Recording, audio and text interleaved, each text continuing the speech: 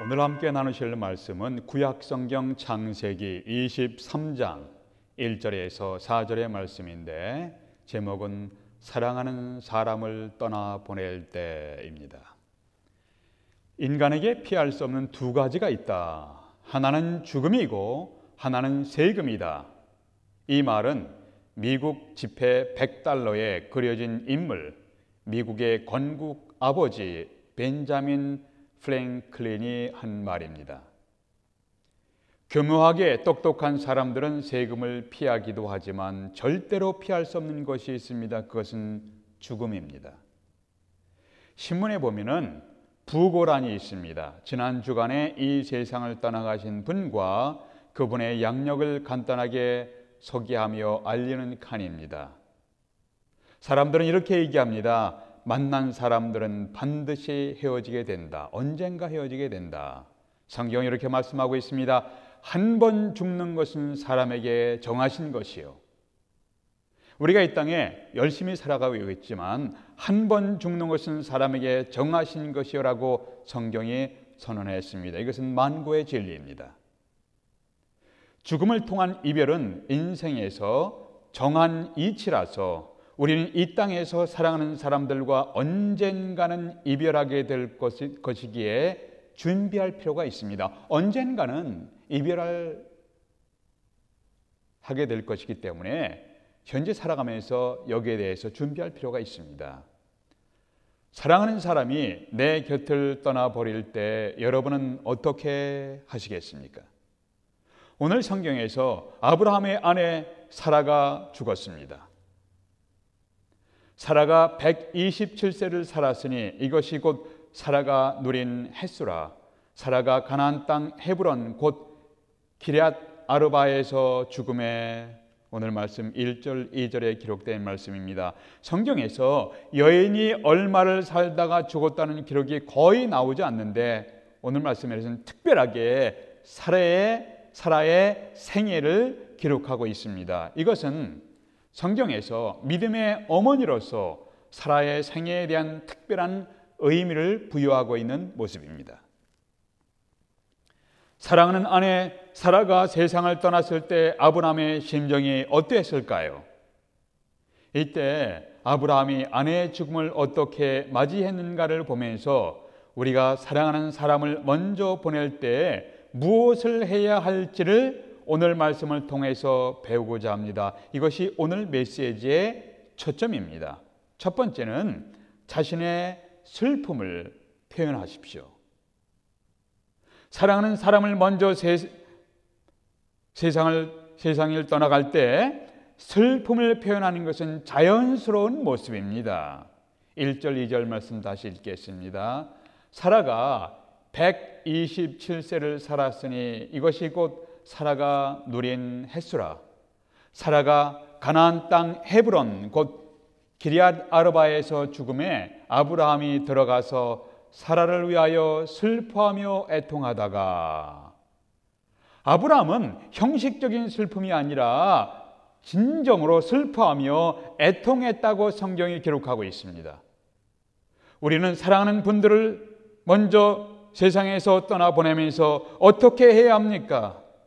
어느 분은 초상집에 가서 조문객이나 가족 혹은 유족들을 만날 때 이렇게 말하는 것을 들었습니다. 좋은 데로 가셨으니 너무 울지 마세요 라고 합니다. 또 어떤 신앙인들은 곧 천국에서 만날 텐데 울기는 왜 울어요? 라고 말하는 소리도 들었습니다. 그런데 성경은 눈물을 정지하지 않습니다. 아브라함은 슬퍼하며 애통했다고 기록했는데 이것은 깊은 슬픔을 표현하는 단어들입니다. 아브라함은 천국의 소망을 갖고 살고 있는 신앙인이었습니다. 히브리서 11장에 보면 아브라함은 이 세상의 고향보다 더 나은 고향인 천국을 사모했다고 기록하고 있습니다. 그는 하나님의 약속의 말씀을 믿고 천국의 소망을 갖고 살고 있음에도 불구하고 이 땅에서 사랑했던 사람의 죽음에서 오는 이별에 대해서 분명하게 슬퍼하며 눈물을 흘렸습니다. 요한복음 11장에서 예수님은 친밀하게 지냈던 친구 나사로가 죽었을 때 눈물을 흘리셨습니다. 또한 예수님은 이스라엘 백성들의 죄로 인하여 예루살렘이 심판받아 처참하게 무너질 장래의 일을 내다보면서 감람산 언덕에서 애통하며 눈물을 흘리시기도 했습니다. 지금도 성지순례하면 거기에 예수께서 흘리신 눈물을 기념해서 눈물 기념 교회가 있습니다. 한국 문화에서 종종 이렇게 얘기하죠. 사내 자식이 울긴 왜 울어? 라고 하지만 남성들도 슬플 때는 눈물을 흘리면서 우는 것이 자연스러운 감정의 표현입니다. 과거에는 인간 발달에 가장 중요한 것이 지능이라고 생각했습니다. 지능지수, IQ죠. Intelligence Quotient. Intelligence. 매우 중요시했습니다. 그런데 최근에는 IQ 외에 새로운 능력을 언급하기 시작했습니다. 그것이 바로 EQ, Emotional Quotient. Emotion, 감정지수예요. 사람이 사회생활에서 성공과 실패하는 것은 지능지수 IQ보다는 감정지수 EQ가 더 중요한 요소라고 사람들은 말하고 있습니다. 가정생활이나 사회생활의 대인관계를 원만히 유지하기 위해서 감정지수가 훨씬 더 중요하다는 것을 여러분과 저의 경험을 통해서 우리는 알 수가 있습니다. 물론 감정에 너무 치우치는 것은 일을 잘못되게 하지만 건강한 인간 활동의 감정의 관리와 치유가 필요합니다. 우리의 신앙의 선배들은 눈물을 흘리며 감정 표현을 했습니다. 다윗은 나의 눈물을 주의 병에 담으소서 시편 56편이에요 라고 했고, 히스기야 왕이 사망 선고를 받았을 때 벽에 엎드려 눈물을 흘리며 기도했습니다. 그때 하나님께서 내가 내 기도를 들었고 내 눈물을 보았노라고 하셨습니다. 사랑하는 사람이 먼저 세상을 떠나갔을 때 눈물을 흘리며 슬퍼하는 것은 불신앙의 모습이 아니라 인간으로서 자연스러운 슬픔의 표현입니다. 성경은 슬플 때 눈물을 흘리는 것을 불신앙이라고 정죄하지 않았습니다. 이것은 인간으로서 자연스러운 슬픔의 표현입니다. 여러분은 최근에 가슴 아픈 일을 당하거나 사랑하는 분의 사망으로 인하여 눈물을 흘리면서 울음을 터뜨린 적이 있으십니까? 건조한 사막과 같은 눈이 아니라 순수한 눈물을 흘리면서 주님 앞에 은혜를 구하게 되시기를 주님의 이름으로 기원합니다. 아멘. 두 번째, 자신의 책임을 감당하십시오. 사랑하는 사람을 이 세상에서 먼저 떠나보낼 때에 슬픔을 자연스럽게 표현할 뿐 아니라 이 세상에 남겨진 자신이 해야 할 책임을 감당하셔야 합니다. 3절 4절 보세요. 아브라함에 대해서 기록하기를 그가 그 시신, 사라의 시신이죠. 부인의 시신 앞에서 일어나 나갔습니다. 그리고 이렇게 말합니다. 나는 당신들 중에 나그네요 거류하는 자이니 당신들 중에서 내가 매장할 소유주를 주어서 내가 나의 죽은 자를 내 앞에서 내어다가 장사하게 하십시오. 아브라함은 사랑하는 사람이 사망했을 때 마냥 슬퍼하며 애통만 한 것이 아니라 일어났습니다. 일어나서 자신이 할 일을 책임 있게 감당했습니다. 아브라함은 장례 준비를 하면서 사랑하는 아내와의 이별 의식을 준비하기 시작했습니다. 그냥 슬픔에 젖어서 주저앉아 있는 것이 아니라 이 땅에 남겨진 자신이 해야 할 일들을 기억하면서 일어났습니다. 사랑하는 아내와의 이별 장례 의식을 준비하고 있었습니다. 아브라함은 자기가 살았던 헷 족속의 땅에서 이렇게 고백합니다. 나는 당신들 중에 나그네요, 거류자입니다. 함께 오랫동안 동거했던 아내가 훌쩍 떠나버리니까 허전했을 것이고 인생에서 나그네 의식이 더욱 깊이 느껴졌을 것입니다. 자신도 영원히 이 땅에서 살 것이 아니라 언젠가는 떠날 나그네임을 고백하는 모습이에요. 아브라함은 아내의 죽음을 통해서 자신의 죽음을 생각했고 아내와의 이별 의식을 준비하면서 자신도 이 땅의 가족들과의 이별을 준비해야 함을 깨닫게 되었습니다. 다시 하겠습니다. 아브라함은 아내의 죽음을 통해서 자신의 죽음을 생각했습니다. 아내와의 이별 의식을 준비하면서 자신도 언젠가는 이 땅에서의 가족들과 이별을 준비해야 함을 깨닫게 되었습니다. 사랑하는 사람과의 이별을 했다고 슬퍼하며 마냥 울기만 하는 것이 아니라 이 땅에 남겨진 자신이 해야 할 책임을 감당해야 합니다. 슬퍼하며 울 때도 있지만 그 슬픔을 넘어서 자신이 해야 할 일들을 찾아야 합니다. 이 땅에 남겨진 사람들이 할 일이 있습니다. 아브라함은 사라의 장례 준비에 들어갔습니다. 아브라함이 사라의 매장지에 대해서 준비하는 과정에서 흥미있는 일이 일어납니다. 헷 족속, 가나안 땅에 아브라함이 도착하기 전에 먼저 살고 있었던 헷 족속 중에서 에브론이라는 사람이 막벨라 굴이라는 아주 좋은 굴을 묘지로 아브라함에게 제공하고 있습니다. 15절 16절에 보니까 에브론이 아브라함에게 대답하여 이르되 내 주여 내 말을 들으소서. 땅값은 은 400세겔이나 그것이 나와 당신 사이에 무슨 문제가 되리이까? 당신의 죽은 자를 장사하소서. 무슨 말인가요? 이것은 아브라함이요, 나와 당신 사이에 어찌 묘지 땅을 가지고 돈으로 거래할 수가 있겠습니까?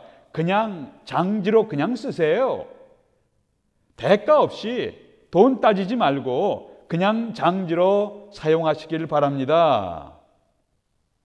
이때 아브라함이 그냥 거저로 그의 땅에 묘지를 사용하지 아니하고 합당한 금액을 지불했습니다. 왜냐하면 나중에 묘지 땅 문제로 분쟁이 발생할 여지를 없애려는 의도였습니다. 나중에 이 묘지 땅이 내 것이다 내 것이다 하면서 자손들 간에서 논란을 일어날 것을 생각하면서 이러한 논란을 없애고 깨끗이 돈을 지불하면서 처리해 놓았습니다. 그리고 아브라함 자신의 묘지도 준비해 놓는 모습입니다. 여기서 아브라함은 자신이 이 세상을 떠날 때 가족이나 이웃에게 부담스러운 존재가 되지 않기 위하여 세심하게 자신의 묘지까지 준비하는 장면을 볼 수 있습니다. 요새 말로 하면 자신이 죽으면 묻힐 묘지를 미리 준비해 놓은 것입니다. 여기서 우리는 아브라함이 두 개의 눈을 가지고 있음을 보게 됩니다. 한 눈으로는 영원한 천국의 소망을 바라보는 눈이 있었고, 또한 자신에게 남은 세월을 살아야 할 현실을 바라보는 눈이 있었습니다. 소망을 바라보는 눈과 현실을 직시하는 눈, 우리에게도 이러한 두 개의 눈이 필요합니다. 믿음의 조상들은 약속의 땅에 거하면서 궁극적으로 하나님의 나라를 바라보았습니다. 과거에 옛날 이스라엘 백성들은 약속의 땅을 소유했다가 다시 쫓겨납니다. 그리고 이 약속의 땅을 잃어버렸습니다. 왜 잃어버렸습니까? 이들은 약속의 땅을 주신 하나님을 바라보기보다는 이 세상의 땅과 이 세상의 일에 더욱 탐욕을 내었기 때문이었습니다. 기억하십시다. 하나님을 잃어버리면 하나님의 선물들도 다 잊어버리게 됩니다. 다시 하겠습니다. 우리가 하나님을 잃어버리면 하나님의 선물들도 다 잊어버리게 됩니다.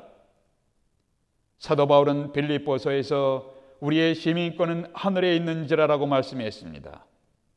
그리스도인들은 현재 살고 있는 이 땅에 충실하면서 앞으로 살아갈 나라인 하나님의 나라에 충실한 자들입니다. 이 땅에서 맡겨진 일에 충실한 것을 통해서 하나님 나라에서 충실할 것을 배우고 있는 과정에 여러분과 제가 살고 있습니다. 많은 사람들이 즐겨 부르는 찬송이 있습니다. 존 피러스 목사님의 간증이 되는 내 인생 여정 끝내요라는 찬송의 가사를 음미하면서 오늘의 메시지를 정리하고자 합니다. 내 인생 여정 끝내요 강 건너 언덕 이를 때 하늘 문 향해 말하리 예수 인도하셨네. 매일 발걸음마다 예수 인도하셨네. 나의 무거운 죄짐을 모두 벗고 하는 말 예수 인도하셨네. 아멘. 이 가시밭길 인생을 허덕이면서 갈 때 시험과 환난 많으나 예수 인도하셨네. 매일 발걸음마다 예수 인도하셨네. 나의 무거운 죄짐을 모두 벗고 하는 말 예수 인도하셨네. 내 밟은 발걸음마다 주 예수 보살피시사 승리의 개가 부르며 주를 찬송하리라. 매일 발걸음마다 예수 인도하셨네. 나의 무거운 죄짐을 모두 벗고 하는 말 예수 인도하셨네. 아멘. 아버지 하나님, 천국의 소망을 바라보면서 동시에 이 땅에서 우리에게 주어진 책임을 신실하게 감당하며 살아가게 하시옵소서. 예수님의 이름으로 기도하옵나이다. 아멘.